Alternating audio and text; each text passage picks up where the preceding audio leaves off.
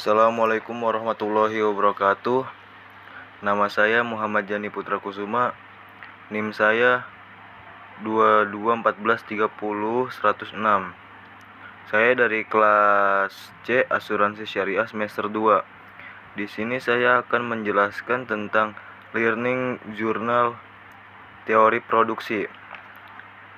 Teori produksi produsen memiliki banyak analogi dengan teori perilaku konsumen. Misalnya, bila konsumen mengalokasikan penggunaan faktor produksi atau yang akan diproses menjadi output, karena itu bila keseimbangan konsumen terjadi pada saat seluruh uangnya habis untuk dikonsumsi, seimbangan produsen tercapai pada saat seluruh anggaran habis terpakai untuk membeli faktor produksi. Dalam mengonsumsi barang berlaku the law of diminishing marginal utility (LDMU). Sedangkan dalam penggunaan faktor produksi berlaku the law of diminishing return (LDR).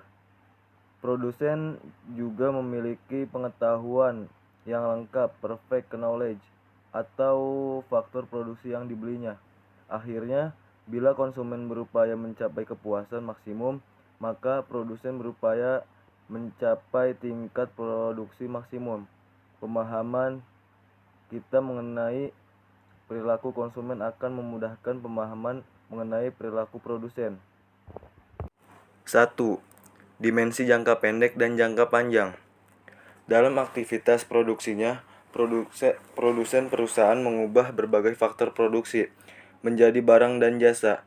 Berdasarkan hubungannya dengan tingkat produksi, faktor produksi dibedakan menjadi faktor produksi tetap dan faktor produksi variabel. Faktor produksi tetap adalah faktor produksi yang jumlah penggunaannya tidak tergantung pada jumlah produksi. Ada atau tidak adanya kegiatan produksi, faktor produksi itu harus tetap tersedia. Mesin-mesin pabrik adalah salah satu contoh. Sampai tingkat interval produksi tertentu jumlah mesin tidak perlu ditambah, tetapi jika tingkat produksi menurun, bahkan sampai 0 unit tidak berproduksi, jumlah mesin tidak bisa dikurangi. Jumlah penggunaan faktor produksi variabel tergantung pada tingkat produksinya. Makin besar tingkat produksi, makin banyak faktor produksi variabel yang digunakan. Begitu juga sebaliknya. Buruh harian lepas di pabrik rokok dan contohnya, jika perusahaan ingin meningkatkan produksi maka buruh hariannya ditambah. Sebaiknya, jika ingin mengurangi produksi, buruh harian dapat dikurangi. Pengertian faktor produksi tetap dan faktor produksi variabel terkait erat dengan waktu yang dibutuhkan untuk menambah atau mengurangi faktor produksi tersebut. Mesin dikatakan sebagai faktor produksi tetap karena dalam jangka pendek, kurang dari setahun, susah ditambah atau dikurangi. Sebaliknya, buruh dikatakan faktor produksi variabel karena jumlah kebutuhannya dapat disediakan dalam waktu kurang dari 1 tahun. Dalam jangka panjang dan sangat panjang, semua faktor produksi sifatnya variabel. Perusahaan dapat menambah atau mengurangi kapasitas produksi dengan menambah atau mengurangi mesin produksi dalam konteks manajemen jangka panjang dan jangka sangat panjang. Berkaitan dengan ukuran waktu kronologis, misalnya ada kualifikasi yang menyatakan bahwa jangka panjang berkisar antara 5 sampai 25 tahun. Jangka sangat panjang bila waktu lebih dari 25 tahun. Teori produksi tidak mendefinisikan jangka pendek dan jangka panjang. Secara kronologis, periode jangka pendek adalah periode produksi di mana perusahaan tidak mampu dengan segera melakukan penyesuaian jumlah penggunaan salah satu dan beberapa faktor produksi. Produksi jangka panjang adalah periode produksi di mana semua faktor produksi menjadi faktor produksi variabel. Tenggang waktu jangka pendek setiap perusahaan berbeda-beda tergantung jenis usahanya. Perusahaan yang memproduksi barang-barang modal, periode jangka pendeknya barangkali 5 tahun, sebab perusahaan membutuhkan waktu minimal 5 tahun untuk menambah kapasitas produksi dengan menambah mesin. Perusahaan yang bergerak di industri pengolahan, periode jangka pendeknya lebih singkat. Perusahaan yang mengolah makanan kalengan, periode jangka pendeknya barangkali hanya 2 atau 3 tahun. Adakah perusahaan yang jangka pendeknya kurang dari 1 tahun? Ada, misalnya restoran kelas menengah ke bawah yang faktor produksi tetapnya adalah rumah dan peralatan masak atau makan.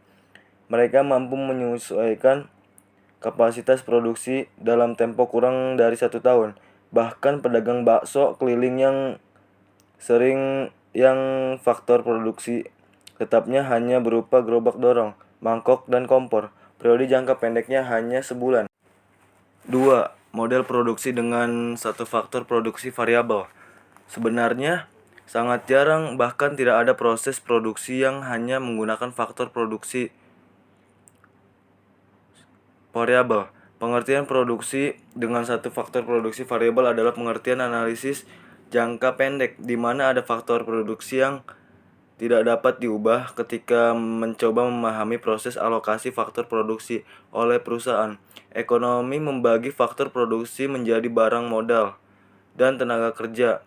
Hubungan matematis penggunaan faktor produksi yang menghasilkan output maksimum disebut fungsi produksi seperti di bawah ini. FKL, di mana Q tingkat output, K barang modal, L tenaga kerja atau buruh. Dalam model produksi satu faktor produksi variabel, barang modal dianggap faktor produksi tetap. Keputusan produksi ditentukan berdasarkan alokasi efisiensi tenaga kerja. A. Produksi total, produksi marginal, dan produksi rata-rata. Produksi total adalah banyaknya produksi yang dihasilkan dari penggunaan total faktor produksi. Produksi marginal adalah tambahan produksi karena penambahan penggunaan satu unit faktor produksi. Produksi rata-rata adalah rata-rata output yang dihasilkan per unit faktor produksi. Produksi total TPFKL, di mana TP produksi total, K barang modal, L tenaga kerja atau buruh. Secara matematis, TP akan maksimum apabila turunan pertama dari fungsi nilainya sama dengan 0. Turunan pertama TP adalah MP persamaan 5,3. Maka TP maksimum pada saat MP sama dengan 0. Produksi marginal, MP sama dengan TP sama dengan ETP per ETL, di mana MP produksi marginal, perusahaan dapat terus mengubah tenaga kerja selama M 0 titik. Jika MP sudah kurang dari 0, penambahan tenaga kerja justru mengurangi produksi total. Penurunan nilai MP merupakan indikasi telah terjadinya hukum pertambahan hasil yang semakin menurun atau the law of diminishing return (LDR). Produksi rata-rata, AP sama dengan TP per L, di mana AP produksi rata-rata. AP akan maksimum jika turunan pertama fungsi AP adalah 0. AP sama dengan 0. Dengan penjelasan matematis, AP maksimum tercapai pada saat AP sama dengan MP dan MP akan memotong AP pada saat nilai AP maksimum. Contoh kasus usaha tekstil tradisional yang menggunakan ATBM, alat tenun bukan mesin. Berikut ini akan diperjelas lagi. Mesin 1 unit, buruh, produksi total TP bal, produksi marginal MP bal, produksi rata-rata AP bal. Mesinnya 1, buruhnya 1, total produksinya 5, produksi marginal 5, produksi rata-rata 5. Jika 1, orangnya ada 2, produksi totalnya dapat 20, Produksi marginal MP-nya itu dapat 15, produksi rata-ratanya 10. Dari tabel di atas kita melihat bahwa produksi total pada awalnya meningkat dan mencapai maksimum 126 unit pada sejumlah buruh yang dipekerjakan 7 orang. Tetapi setelah itu penambahan buruh justru menurunkan produksi total karena produksi marginal sudah negatif. Bila melihat kolom MP, ternyata besarnya MP sangat mempengaruhi TP. Selama nilai MP kurang dari 0, TP tetap bertambah. Sayangnya pertambahan MP juga mengalami penurunan. Besarnya nilai MP juga berpengaruh terhadap nilai produksi rata-rata. Penambahan satu orang tenaga kerja akan memperbesar nilai AP selama nilai MP lebih dari nilai AP sebelumnya. Begitu juga sebaliknya. Hal ini terjadi pada penggunaan tenaga kerja antara 2-5 orang. Misalnya pada saat menambah buruh dari 2 menjadi 3 orang, AP meningkatkan dari 10 unit menjadi 15 unit karena MP sama dengan 25 unit dibandingkan dengan pada saat tenaga kerja ditambah dari 5 menjadi 6.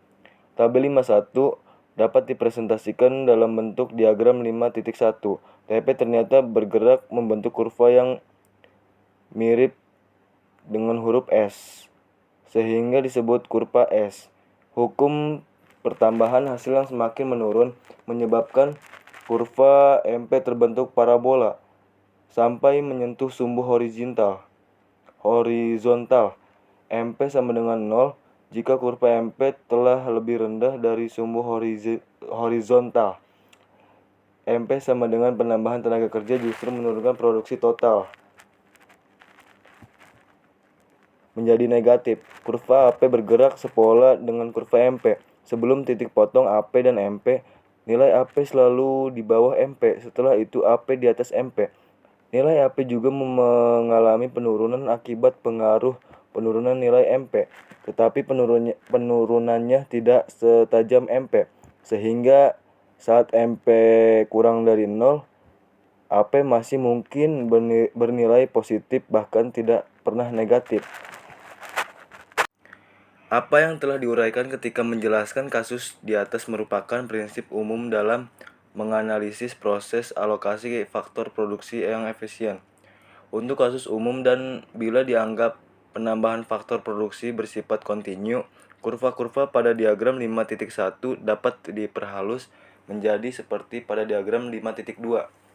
Diagram 5.2 menunjukkan ada 3 tahap penting dari gerakan perubahan nilai TP. Yang pertama, pada saat MP maksimum, titik 1 dan 4, TP maksimum 3 kedua pada saat AP maksimum titik 2 dan 5, ketiga pada saat MP sama dengan 0 atau TP maksimum titik 3 dan 6. Selanjutnya, diagram tersebut dapat kita bagi menjadi 3 tahap produksi. 1 tahap sampai pada saat kondisi AP maksimum. Tahap 2 antara AP maksimum sampai saat MP sama dengan 0. Tahap 3 saat MP sudah bernilai 0 negatif. Penahapan ini berguna untuk memahami pada tahap nama perusahaan produksi menurut Anda. Di tahap mana sebaiknya perusahaan berproduksi? Mari kita lihat satu persatu. Pada tahap 1 di kurva di atas, penambahan tenaga kerja akan meningkatkan produksi total maupun produksi rata-rata. Karena itu, hasil yang diperoleh dari tenaga kerja masih jauh lebih besar dari tambahan upah yang harus dibayarkan. Perusahaan rugi jika berhenti produksi pada tahap ini. Pada tahap 2, karena berlakunya RDR, baik produksi marginal maupun produksi rata-rata mengalami penurunan. Namun demikian, nilai keduanya masih positif. Penambahan tenaga kerja akan tetap menambah produksi total sampai mencapai nilai maksimum. Pada tahap ketiga, perusahaan tidak mungkin melanjutkan produksi karena penambahan tenaga kerja justru menurunkan produksi total. perusahaan akan mengalami kerugian. Dengan demikian, perusahaan sebaiknya berproduksi di tahap 2. Yang menjadi pertanyaan adalah di titik mana perusahaan berhenti menambah tenaga kerja. Secara matematis, perusahaan akan berhenti menambah tenaga kerja pada saat tambahan biaya yang harus dibayar adalah tambahan biaya masih lebih kecil dan tambahan pendapatan. Perusahaan akan menambah tenaga kerja. Begitu sebaliknya, tambahan biaya dalam hal ini adalah upah tenaga kerja. Tambahan pendapatan adalah produksi marginal dikalikan harga jual barang. Jika upah dinotasikan sebagai W, sedangkan harga jual barang dinotasikan P, maka alokasi tenaga kerja faktor produksi dianggap efisien bila W sama dengan MP 5.5. C. Perkembangan teknologi. Kemajuan teknologi dapat membuat tingkat produktivitas meningkat. Secara grafis dapat digambarkan dengan semakin luasnya bidang yang dibatasi kurva TP pada diagram 5.3 akibat kemajuan teknologi. Luas kurva TP3 sama dengan lebih dari TP2 lebih dari TP1. Artinya jumlah output yang dihasilkan per unit faktor produksi semakin besar. Dari diagram 5.3 tampak bahwa Q3 per L1 lebih dari Q2 per L1 lebih dari Q1 per L1. Yang perlu direnungkan adalah apabila nilai AP meningkat berarti efisiensi meningkat. Bila nilai AP meningkat karena mesinnya semakin modern, belum berarti efisiensi meningkat. Studi empiris yang dilakukan 20 tahun terakhir ini menunjukkan bahwa ada yang lebih penting dari sekedar memodernisasi mesin, yaitu modernisasi sumber daya manusia (SDM), terutama dengan mengubah cara berpikir dan sikap hidup. Dengan modernisasi SDM, kemajuan teknologi akan meresap pada diri manusia dan mendorong peningkatan efisiensi. Seorang ekonomi senior menggunakan konsep ini untuk menjelaskan mengapa negara-negara yang dikenal sebagai macan Asia Timur mengalami krisis ekonomi di akhir dasawarsa ini. Salah satu jawabannya adalah pertumbuhan ekonomi Asia Timur, seperti halnya Rusia, lebih disebabkan oleh pertambahan penggunaan faktor produksi, barang modal dan tenaga kerja. Tidak ada peningkatan efisiensi yang signifikan. Oleh karena itu, ukuran efisiensi untuk menggunakan angka AP harus ditinjau ulang. Paul Krugman kemudian mengusulkan TFP, Total Factor Productivity, sebagai ukuran efisiensi. Pada prinsipnya metode ini ingin memisahkan pengaruh barang modal, teknologi dan SDM terhadap pertumbuhan ekonomi, dan pemisahan itu akan terlihat apakah ada kemajuan efisiensi yang signifikan. Angka pertumbuhan TVP yang besar mengindikasikan perkembangan efisiensi yang semakin signifikan. 3. Model produksi dengan dua faktor produksi variabel. Dalam bagian ini, kita melonggarkan asumsi adanya faktor produksi tetap, baik barang modal maupun tenaga kerja, sekarang bersifat variabel. Namun, yang harus diingat bahwa pelonggaran asumsi ini masih tetap berlalu menyederhanakan persoalan, sebab dalam kenyataan, faktor produksi variabel yang digunakan dalam proses produksi lebih dari dua macam. Dalam studi ekonomi yang lebih lanjut, pembahasan alokasi faktor-faktor produksi lebih dari dua macam faktor produksi secara efisien akan menggunakan model ekonometrika. Dalam model produksi dua faktor produksi variabel ini, analisis cukup menggunakan penjelasan grafis dan matematika sederhana. A. Isokuan. Isokuan adalah kurva yang menggambarkan berbagai kombinasi penggunaan dua macam faktor produksi variabel secara efisien dengan tingkat teknologi tertentu yang menghasilkan tingkat produksi yang sama. Misalnya, kasus usaha tekstil tradisional di muka kita pelonggar asumsinya dengan menyatakan bahwa mesin dapat ditambah. Tabel 5.2 memberikan data sebagai berikut. Kita melihat bahwa tingkat produksi bal tekstil dapat dicapai dengan beberapa kombinasi faktor produksi, yaitu satu mesin dengan 5 tenaga kerja, dua mesin dengan 3 tenaga kerja, dan seterusnya. Selanjutnya kita dapat menurunkan kurva Isoquan seperti berikut ini. Asumsi-asumsi Isoquan. 1. Koneksivitas.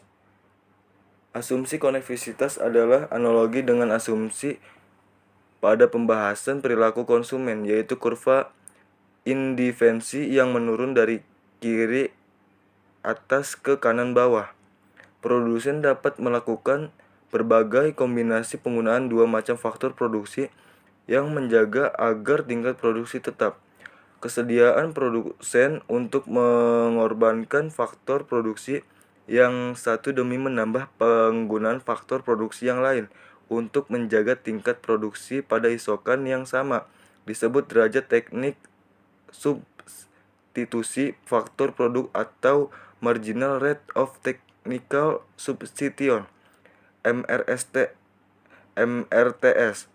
MRTS LK adalah bilangan yang menunjukkan berapa unit faktor produksi L harus dikorbankan untuk menambah satu unit faktor produksi K pada tingkat produksi yang sama. Jika L adalah tenaga kerja dan K adalah barang modal mesin, maka MRTS LK adalah beberapa unit tenaga kerja yang harus dikorbankan untuk menambah satu unit mesin demi menjaga produksi yang tingkat sama.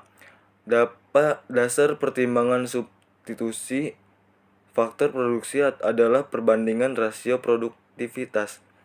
Perhatikan diagram 5.5 berikut ini.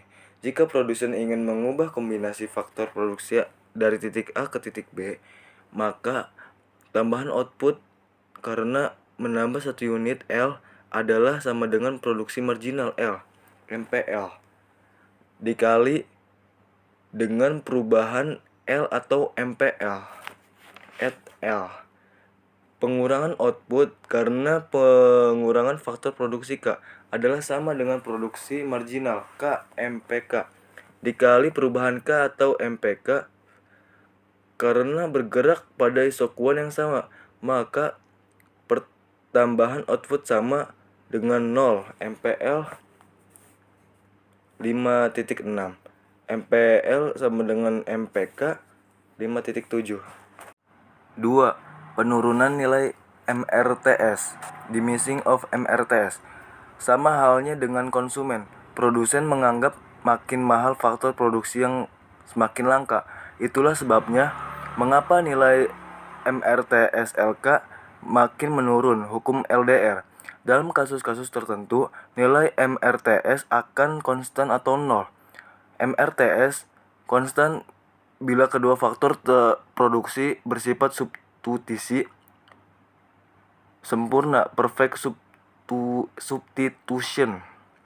Seperti pada diagram 5.6a, MRTS adalah 0 bila faktor produksi mempunyai hubungan proporsional tetap, seperti ditunjukkan oleh diagram 5.6. 3. Hukum pertambahan hasil yang semakin menurun, the law of diminishing return.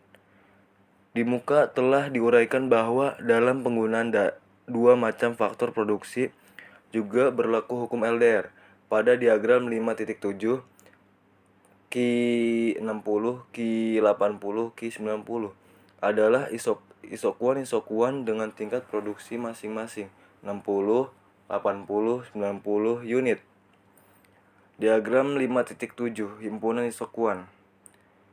Penurunan hasil tenaga kerja dapat dilihat dengan menarik garis ABC. Jika kita lihat produksi dengan faktor produksi mesin K sebanyak G unit, Penambahan L sebanyak AB unit menambah output sebanyak 20 unit. Tetapi penambahan berikutnya dengan jumlah yang sama, BC sama dengan AB, hanya pada saat jumlah L plus sama dengan M unit. Perhatikan garis DBE. Awalnya untuk menambah 20 unit, output cukup menambah DB unit K. Tetapi ketika akan menambah output 10 unit lagi, IQ 80 ke IQ 90, jumlah unit mesin yang ditambah jauh lebih besar, yaitu BE unit lebih banyak dari DB unit. 4. Daerah produksi yang ekonomis. Relevance range of production.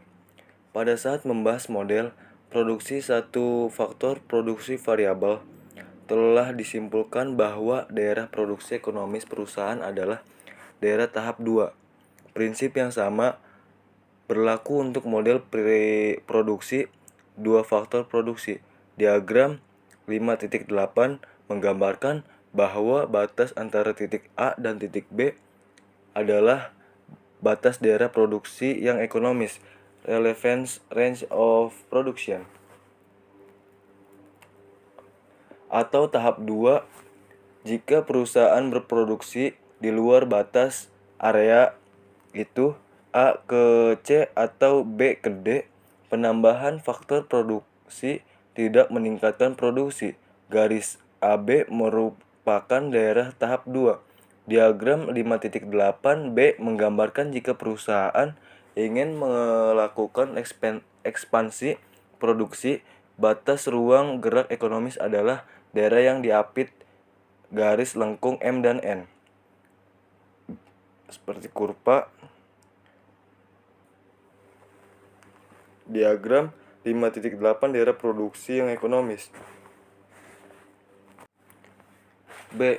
Perubahan output karena perubahan skala penggunaan produksi, return to scale. Perubahan output karena perubahan skala penggunaan faktor produksi, return to scale adalah konsep yang ingin menjelaskan seberapa besar output berubah jika jumlah faktor produksi dilipat gandakan. 1. Skala hasil menaik, increasing return to scale. Jika penambahan faktor produksi sebanyak 1 unit menyebabkan output meningkat lebih dari 1 unit, fungsi produksi memiliki karakter skala hasil menaik, increasing return to scale. Diagram 5.9 menunjukkan bila penggunaan mesin dan tenaga kerja dilipat gandakan, output meningkat lebih dari 2 kali lipat.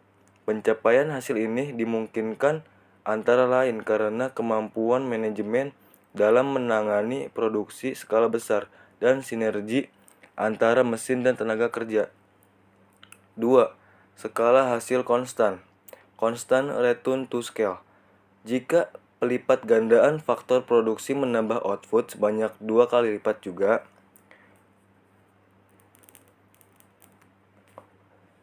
fungsi produksi memiliki karakter skala hasil konstan, constant return to scale, seperti digambarkan pada diagram 5.10. Skala hasil konstan, mesin K1, K2, K3, L1, L2, L3 menuju ke atas kanan, Q6, Q7, Q60, Q70, Q80, Q90. Terus ke kanan tenaga kerja. 3. Skala hasil menurun, decreasing return to scale. Jika penambahan 1 unit faktor produksi menyebabkan output bertambah kurang dari 1 unit, fungsi produksi memiliki karakter skala hasil menurun, decreasing return to scale, seperti ditunjukkan pada diagram 5.11. Penjelasannya adalah kebalikannya, penjelasan terjadi skala hasil menaik, K1, K2, K3, L1, L2, L3. Mesin ke atas, ke kanan tenaga kerja. Q100, Q110, Q115. C. Perkembangan teknologi. Kemajuan teknologi memungkinkan peningkatan efisiensi penggunaan faktor produksi.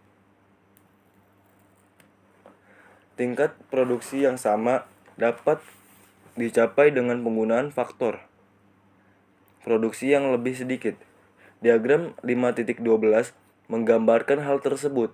Karena kemajuan teknologi, tingkat produksi 90 unit Q9 periode pertama dapat dicapai dengan penggunaan faktor produksi yang lebih sedikit Q90 periode kedua. Diagram 5.12 kemajuan teknologi. Mesin ke atas, tenaga kerja ke samping kanan Q90 periode 2, Q90 periode 1. Seorang ekonomi bernama Hick mengklasifikasikan kemajuan teknologi berdasarkan pengaruh terhadap kombinasi penggunaan faktor produksi. Bila kemajuan teknologi mengakibatkan porsi penggunaan barang modal menjadi lebih besar dibanding tenaga kerja, disebut teknologi padat modal, capital using atau capital intensive. Sebaliknya, jika menyebabkan porsi penggunaan tenaga kerja menjadi lebih besar, disebut teknologi padat karya. Jika tidak mengubah porsi rasio faktor produksi tetap, disebut teknologi netral teknologi. Perubahan-perubahan itu dapat dilihat dari angka MRTS yang tercermin perubahan sudut kemiringan isokuan. Hal-hal itu digambarkan dalam diagram 5.13 berikut ini. Tipe kemajuan teknologi. Mesin ke atas, tenaga kerja ke samping. A. Porsi penggunaan barang modal mesin makin besar. B. Porsi penggunaan barang modal mesin tetap. C. Porsi penggunaan tenaga kerja makin besar, barang modal menurun. Teknologi harus melewati 3 tahap sebelum dapat mempengaruhi efisien. Tahap pertama adalah penemuan invention.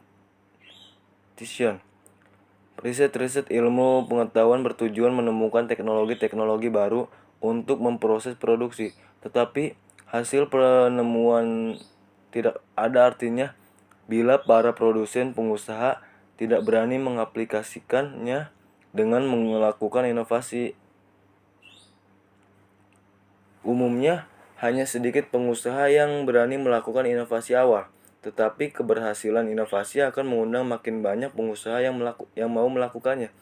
Terjadilah penyebaran inovasi, spread of innovation, yang menyebabkan tingkat penerimaan terhadap inovasi, adopting innovation, mendekati angka 100%. Diagram 5.14 menggambarkan tingkat perkembangan penerimaan inovasi. Kurva penyebar inovasi. Ke atas persentase penerimaan inovasi oleh perusahaan. Ke bawah kanan waktu. Dan kurva sini menggambarkan kayak apa ya? Bergelombang ke atas. D. Kurva anggaran produksi ISOCAS. Kurva anggaran produksi ISOCAS adalah kurva yang menggambarkan berbagai kombinasi penggunaan dua macam faktor produksi yang memerlukan biaya yang sama. Jika harga faktor produksi tenaga kerja adalah upah dan harga faktor produksi barang modal adalah sewa, maka kurva ISOCAS 1 adalah I sama dengan RK plus WL. 5.8. Sudut kemiringan kurva ISOCAS adalah rasio harga kedua faktor produksi. Jika terjadi perubahan harga faktor produksi, kurva 1 berotasi. Jika ada yang berubah adalah kemampuan anggaran. Kurva ISOCAS bergeser sejajar. Kurva anggaran produksi. Mesin ke atas, tenaga kerja ke bawah, rotasi kurva ISOCAS. Jadi adanya pergeseran antara mesin dengan tenaga kerja. Keseimbangan produsen. Keseimbangan produsen terjadi ketika kurva 1 bersinggungan dengan kurva Q. Di titik persinggungan itu, kombinasi penggunaan kedua faktor produksi akan memberikan hasil output yang maksimum. Keseimbangan dapat berubah karena perubahan kemampuan anggaran maupun harga faktor produksi. Analisis perubahan keseimbangan produsen analogis dengan analisis perilaku konsumen. Perubahan jumlah faktor produksi yang digunakan merupakan interaksi kekuatan efek substitusi, substitution effect, dan efek skala produksi, output effect.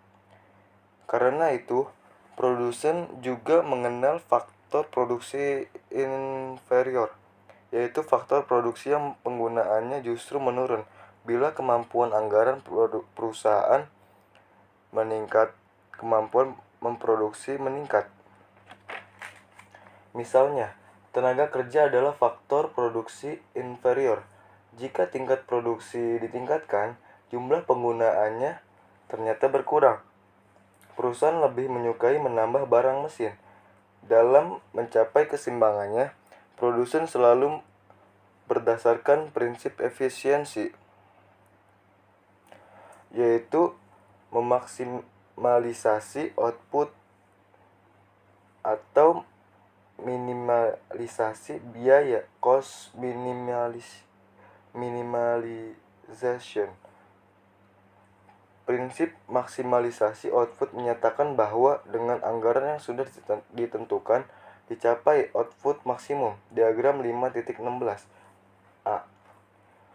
Prinsip minimalisasi biaya menyatakan target output yang sudah ditetapkan harus dicapai dengan biaya minimum. Diagram 5.16 prinsip efisiensi. Mesin ke atas, K1, 0, tenaga kerja ke samping. Maksimalisasi output. B.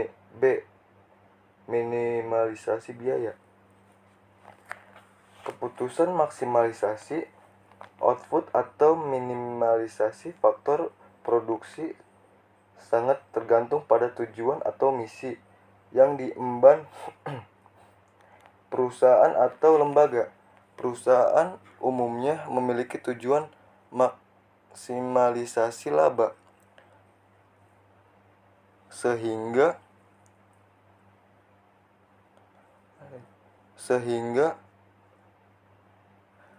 biasanya prinsip efisiensi perusahaan adalah maksimalisasi output, tetapi lembaga-lembaga yang tidak berorientasi laba maksimum, nirlaba atau non-profit, seperti lembaga-lembaga swadaya masyarakat, merupakan menggunakan prinsip-prinsip minimalisasi biaya.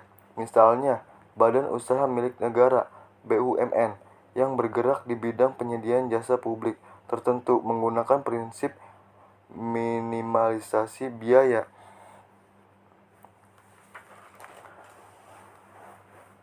Di sini saya menjelaskan tentang keseimbangan produsen yang tadi itu. Jadi keseimbangan produsen ketika kurva 1 bersinggungan dengan kurva Q, di titik persinggungan itu kombinasi penggunaan kedua faktor produksi akan memberikan hasil output yang maksimum.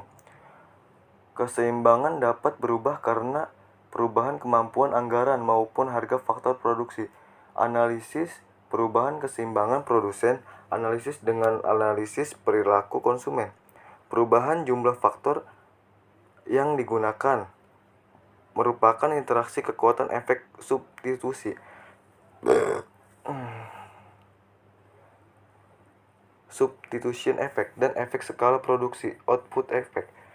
Karena itu produsen juga mengenal faktor produksi interior, yaitu faktor produksi yang penggunaannya justru menurun bila kemampuan anggaran perusahaan meningkat, kemampuan produksinya meningkat. Misalnya, tenaga kerja adalah faktor produksi inferior. Jika tingkat produksi ditingkatkan, jumlah penggunaannya ternyata berkurang. Perusahaan lebih menyukai menambah barang mesin. Dalam mencapai keseimbangannya, produsen selalu berdasarkan prinsip efisiensi, yaitu maksimalisasi output, output maximalization, atau minimalisasi biaya, cost minimalization. Prinsip maksimalisasi output menyatakan bahwa anggaran yang sudah ditentukan dicapai output maksimum. Diagram 5.16. Prinsip maksimalisasi biaya menyatakan target output yang sudah ditetapkan harus dicapai dengan biaya minimum. F. Pola jalur ekspansi, expansion path. Tujuan perusahaan adalah maksimalisasi laba. Untuk mencapai tujuan itu dalam jangka pendek maupun jangka panjang, perusahaan harus tetap mempertahankan efisiensinya. Biasanya, perusahaan menetapkan target yang akan dicapai setiap tahunnya yang harus dicapai dengan biaya minimum. Dalam jangka panjang, perusahaan memiliki tingkat fleksibilitas lebih tinggi dalam mengombinasikan faktor produksi. Diagram 5.17a menunjukkan keseimbangan awal di titik A. Persinggungan garis anggaran 1:1 dengan isokuan Q/1. Dalam jangka pendek, jika perusahaan ingin mengubah kombinasi faktor produksi seperti di titik B atau C tetap pada Q1, anggaran produksi harus ditingkatkan sampai ke 1/2. Padahal, dalam jangka panjang, dengan anggaran sebesar 1/2, output dapat dinaikkan ke Q2 dengan kombinasi penggunaan faktor produksi di titik D. Titik-titik keseimbangan tercapai pada tingkat MRTS yang konstan dan membentuk garis isoklin. Diagram 5.17a menunjukkan bahwa titik-titik keseimbangan produsen adalah di titik A, D, K, L, dan seterusnya. Jika OS, garis isoklin OS, tidak membentuk garis lurus karena seperti telah dinyatakan, dalam jangka panjang, perusahaan memiliki kemampuan mengubah kombinasi faktor produksi agar alokasi anggaran lebih efisien untuk fungsi produksi skala hasil konstan atau constant return to scale, CRS. Isoklin berbentuk garis lurus OR. Hal ini karena fungsi produksi CRS, rasio produksi tidak berubah konstan. Diagram 5.17 garis isoklin. Mesin ke atas, tenaga kerja ke samping. Di sini agak bingung ya. Soalnya jadi garis-garisnya itu C, A, D sampai S, Q1, Q2, Q3, Q4 itu bergelombang gitu. Terus kasus umum itu kasusnya sering banget gitu ya. Terus B, kasus skala tidak konstan, CRS. Terus itu tuh garisnya itu ya lurus ke R, mesin atas, tenaga kerja bawah, I1, I2, I3, I4, A, B, C, D itu sejajar garis ke atas lurus tapi ke atas kanan. Terus bila ekspansi produksi berdasarkan asumsi bahwa harga faktor produksi tidak berubah, isoklin merupakan garis jalur ekspansi, expansion path. Garis ini menunjukkan bahwa bagaimana proporsi penggunaan faktor produksi berubah karena perubahan penambahan tingkat produksi bila harga faktor produksi dianggap tetap. Diagram 5.18.a menunjukkan jalur ekspansi pada umumnya Sedangkan diagram 5.18b untuk kasus skala hasil konstan CRS. Di sini diagram 5.18 jalur ekspansi, expansion path. Kasus umum. Oh, jelas sulit ya kasus umum itu ya. Parah, tidak simetris banget ini. Q1, Q2, Q3. I1, I2, I3. Tenaga kerja mesin. Mesin tenaga kerja. 1, 1, 2, 3. Q1, Q2, Q3. Garis sejajar E dari 0 ke E. Lurus.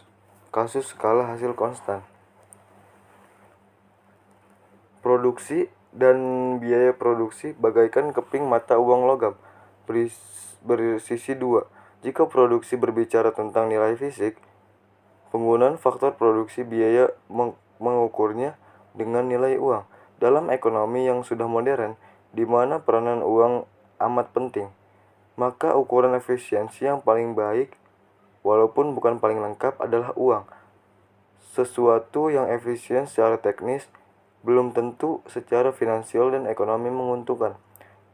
Memproduksi yang efisien secara teknis, kualitas pengolahan tanah bagus, tetap tepat waktu dan menggunakan sedikit tenaga kerja dapat dicapai menggunakan peralatan pertanian modern, traktor, alat semprot, hama, mekanis, dan lain-lain. Tetapi biaya per unit baru akan menjadi murah jika skala produksinya minimal 200 hektar. Padahal kemampuan keuangan petani hanya untuk 2-5 hektar. Jauh banget ya. Untuk skala produksi teknis menimbulkan biaya produksi per kilogram yang sangat tinggi. Petani lebih memilih teknik produksi dengan peralatan sederhana.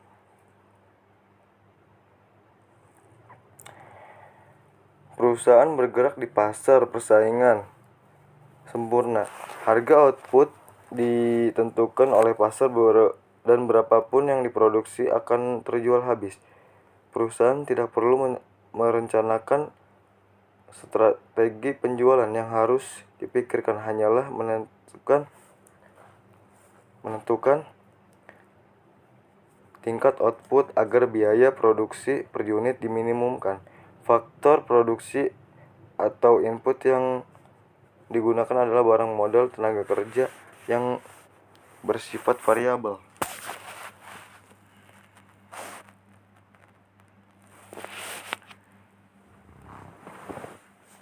Di sini saya akan menyimpulkan tentang teori produksi. Teori produksi perilaku produsen, perusahaan ya. Jadi memiliki banyak analogi dengan teori perilaku konsumen.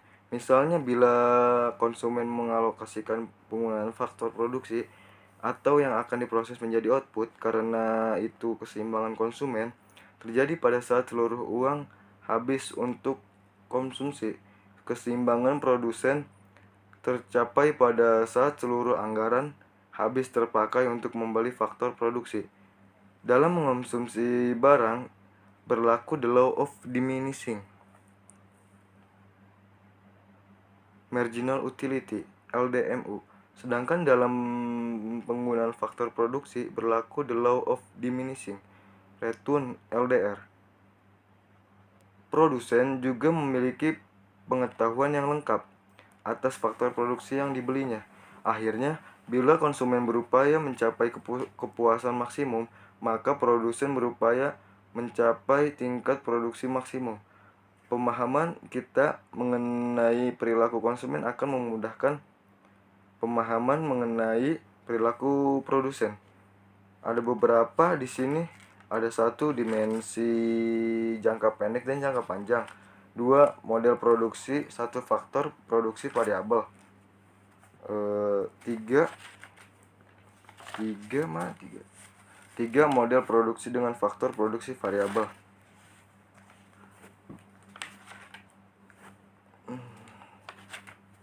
4, daerah produksi yang ekonomis.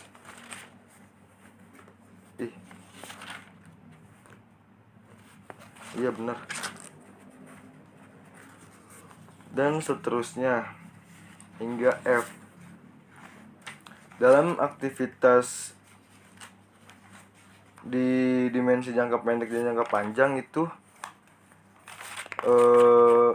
mencangkup faktor produksi tetap dan faktor produksi variabel. Contoh dari faktor produksi tetap adalah faktor produksi yang berjumlah penggunaannya tidak tergantung pada jumlah produksi. Ada atau tidak adanya kegiatan produksi, faktor produksi itu harus tetap tersedia. Terus pengertian faktor variabel. Variabel adalah teori produksi yang tidak mendefinisikan jangka pendek dan jangka panjang secara kronologis. Periode jangka pendek adalah periode produksi di mana perusahaan tidak mampu dengan segera melakukan penyesuaian jumlah penggunaan salah satu atau berapa faktor produksi. Periode jangka panjang adalah periode produksi yang dimana semua faktor produksi menjadi faktor produksi variabel. Tenggang waktu jangka pendek setiap perusahaan berbeda-beda tergantung jenis usahanya.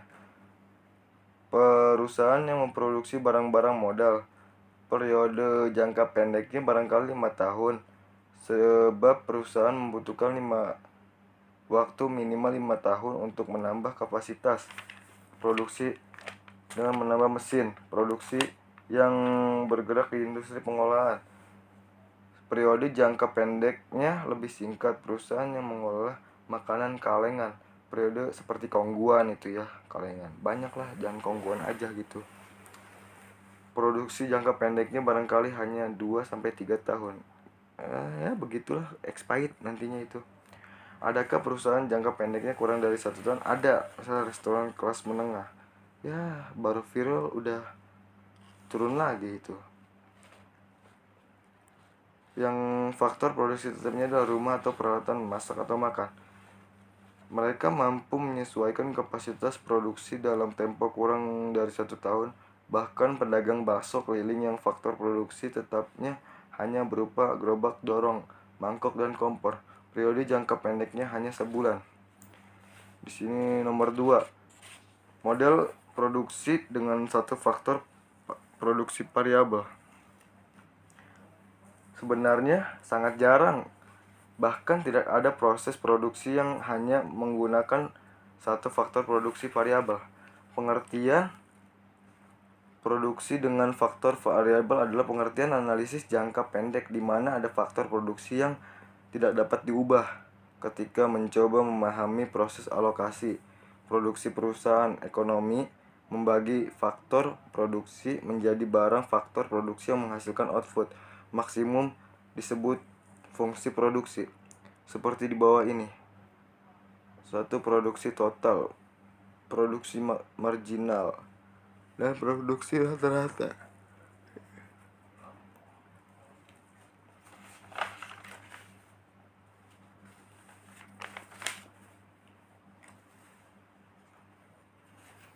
Tiga. Model produksi dengan 2 faktor produksi variabel. Isoquant adalah kurva yang menggambarkan berbagai kombinasi penggunaan 2 macam faktor produksi variabel secara efisien dengan tingkat teknologi tertentu yang menghasilkan tingkat produksi yang sama. Misalnya kasus usaha tekstil tradisional di muka kita pelonggar asumsinya dengan menyatakan bahwa mesin dapat ditambah.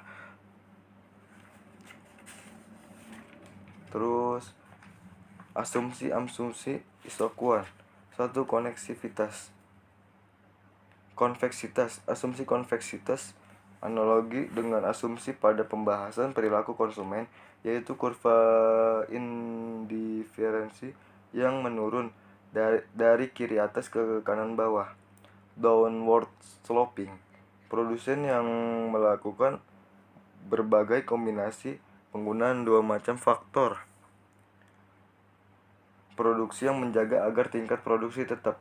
Kesediaan produsen yang mengorbankan faktor produksi yang satu demi menambah penggunaan faktor produksi yang lain untuk menjaga tingkat produksi pada isokuan yang sama disebut derajat teknik substitusi faktor produksi atau marginal rate of technical substitution MRTS. MRTS-LK adalah bilangan yang menunjukkan beberapa unit faktor produksi L harus dikorbankan untuk menambah satu unit faktor produksi K pada tingkat produksi yang sama.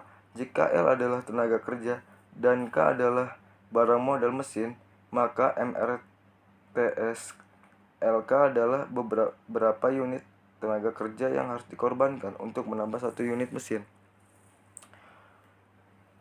Demi menjaga produksi pada tingkat yang sama, dasar pertimbangan substitusi faktor produksi adalah perbandingan rasio produktivitas.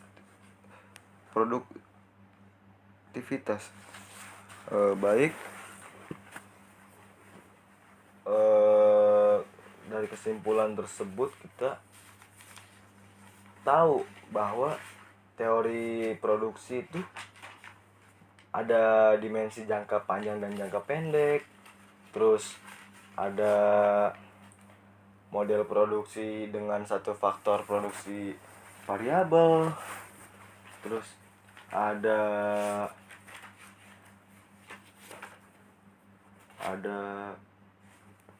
apa tadi,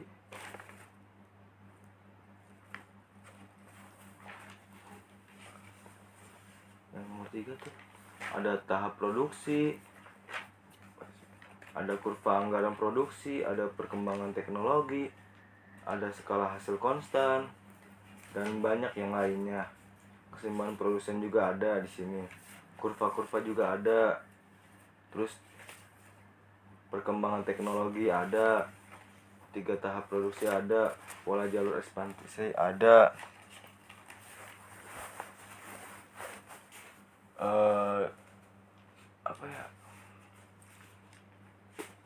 Belajar ekonomi mikro itu ya lumayan agak-agak pusing sih, karena ya ngomongnya semua ekonomi diomongin di sini, dari semua teori-teori konsumen ada di sini, produksi juga ada,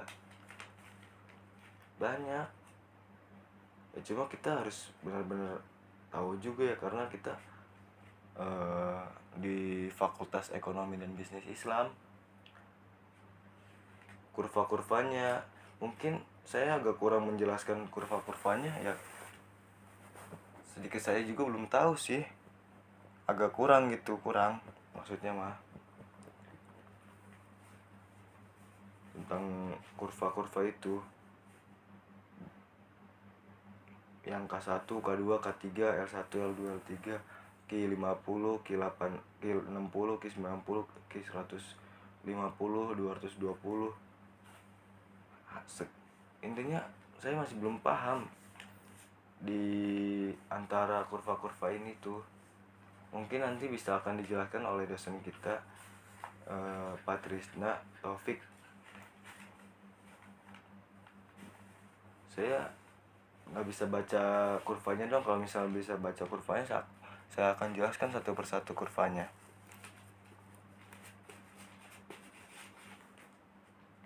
Alhamdulillah, sebentar lagi kita sudah hampir 1 jam ya. Intinya tujuan belajar ekonomi itu kita agar tahu tentang di luar sana itu SDM, sumber daya manusia, terus modernisasi, terus produksi,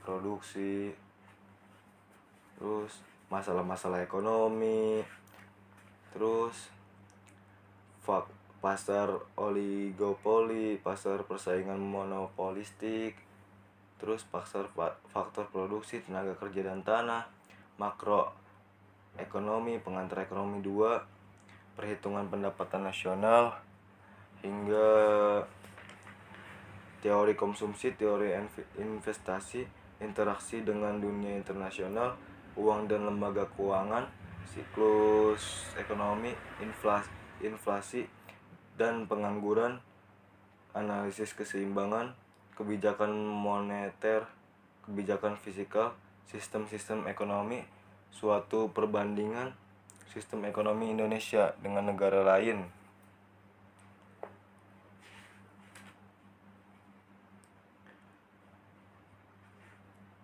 Mungkin cukup sekian dari saya. Kurang lebihnya mohon maaf. Wallahul muwaffiq ila aqwamit thoriq. Wa'fu minkum. Wassalamualaikum warahmatullahi wabarakatuh. Saya Muhammad Jani Putra Kusuma undur diri. Salam untuk semuanya.